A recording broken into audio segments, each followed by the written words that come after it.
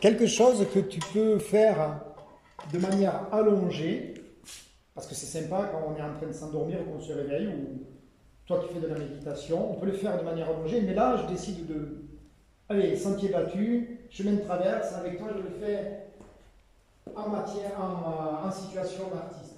Voilà. On est là, à notre place, il y a un public immense à Astrid, qu'on remercie pour toute la technique, et pour autant, on arrive parfois sur scène et on sent que le public, il n'est pas. Il est pas joyeux. Ouais, ouais. Ou alors on sent que ça va rouler parce qu'il y a un égrégore. Parce que tout ce que l'on travaille aujourd'hui, nous deux, ben, ça se ressent d'une personne à une autre. Donc forcément, 50, 100, 200, 2000 personnes, et tout ça, ça fait un égrégore qui va nous prendre par la main ou peut-être qu'il va falloir aller un peu chercher. Et d'où là la place, la présence scénique, la place. Donc en autonomie, un outil qui peut nous aider, c'est l'outil de prolongement. C'est un des tonus, il y a plusieurs tonus en autonomie, et ce tonus-là, qu'on va travailler ensemble, va nous permettre de consolider cette capacité d'être ouvert à soi et puis de se prolonger. Donc, c'est très simple. Tu es sur scène, tu as les deux pieds au sol. Tu vas te prolonger de ce centre qu'on a commencé à bien percevoir, de venir le nourrir et de le prolonger vers tes jambes, de telle sorte que ça va venir s'enraciner dans le sol. Et ce prolongement, tu vas également le faire dans l'autre sens. Bien sûr, on a gagné un ancrage, donc on ne le quitte pas.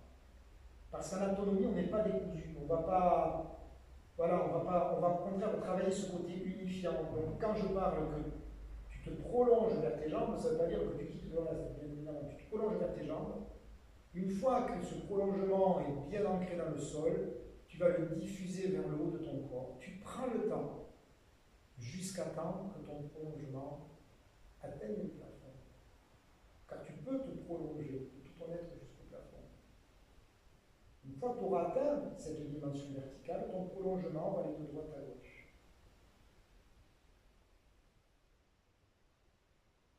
Une fois que tu as cet espace-là, certes, on va aller vers le public, mais on n'a pas commencé par aller vers le public, on a commencé par être en soi.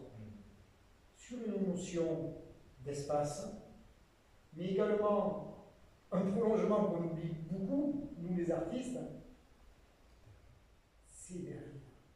C'est de ne pas oublier toute cette dimension de telle sorte que Benoît, il est dans tout son espace. Et là, déjà, on le sent entre nous. On le sent qu'il y a une présence différente.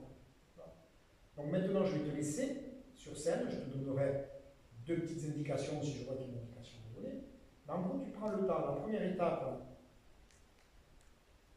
venir sentir, ressentir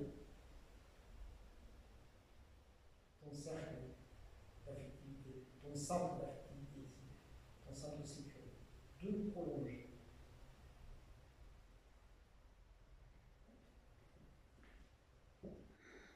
Et une fois que tu as cheminé dans ce prolongement, vertical, horizontal, devant, derrière, d'englober dans ce prolongement tout ce qu'il y a dans la pièce. Donc ça veut dire, nous, bien évidemment, les chaises, le rideau, le chef d'orchestre.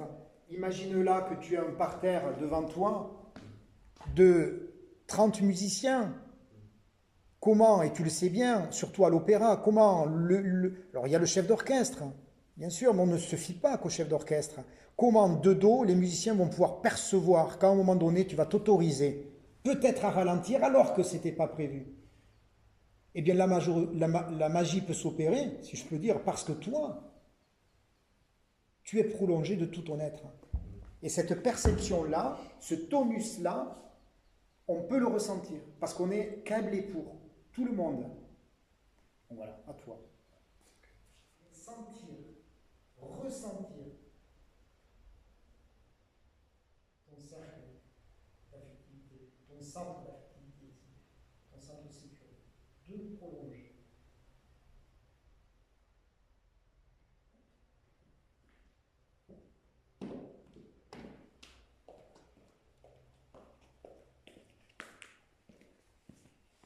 On va peut-être enlever la table.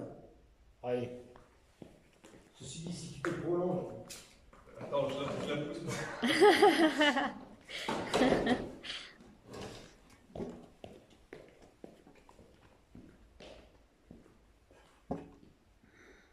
Une fois que tu as cheminé dans ce prolongement, vertical, horizontal, devant, derrière, d'englober dans ce prolongement tout ce qu'il y a dans la pièce. Donc ça veut dire, nous, bien évidemment, les chaises, le rideau, le chef d'orchestre.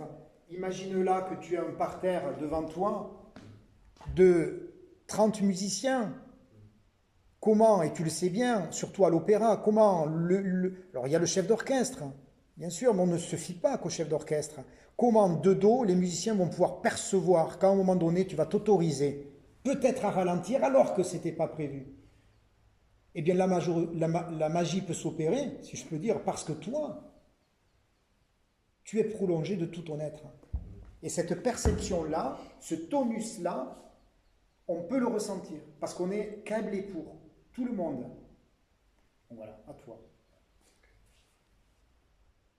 Eh bien, tu vas chanter, bien évidemment, mais ton élan d'inspiration va être de nous appeler dans ce prolongement.